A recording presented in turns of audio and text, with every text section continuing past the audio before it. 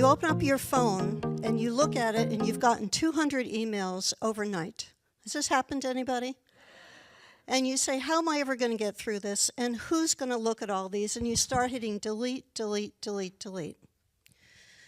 You know that in order to get speaking gigs, you have to send out emails in order to get work. So you say, what can I do to make sure that my email is not going to be the one that is deleted?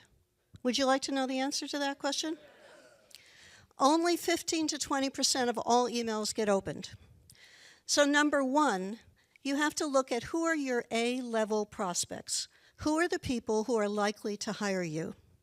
Your A-level prospects are the people who have money, they have an immediate need, and they want you.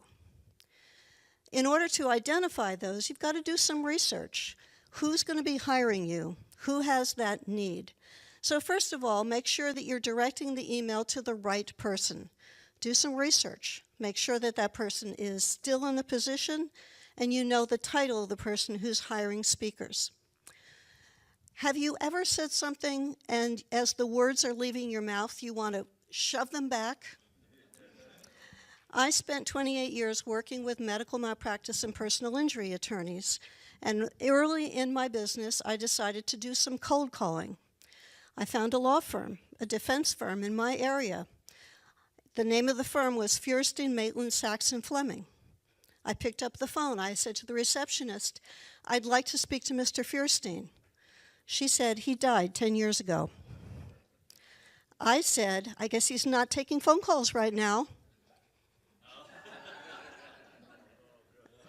They later did hire me. Luckily, that receptionist didn't pass on the word about this bird-brained person who called asking for a dead person.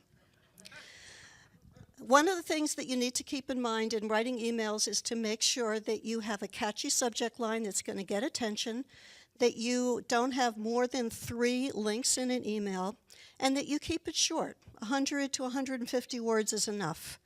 End the email with a question. You can also use nested loops, where you start a story and then continue the story at the bottom. So here's an example of a nested loop.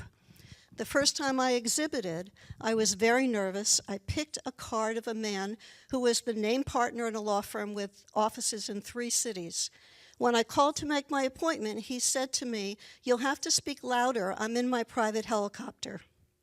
I almost hung up. I was so nervous, but I persisted. I went to his office. I met him. He started giving me work.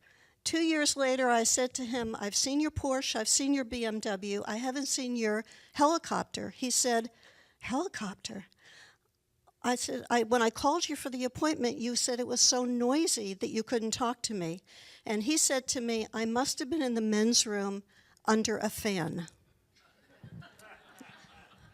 So don't ever give up. Don't let your self-doubt talk you out of getting work. And if you want more tips on writing, contact me and get my free booklet on how to write a book at editingmybook.com.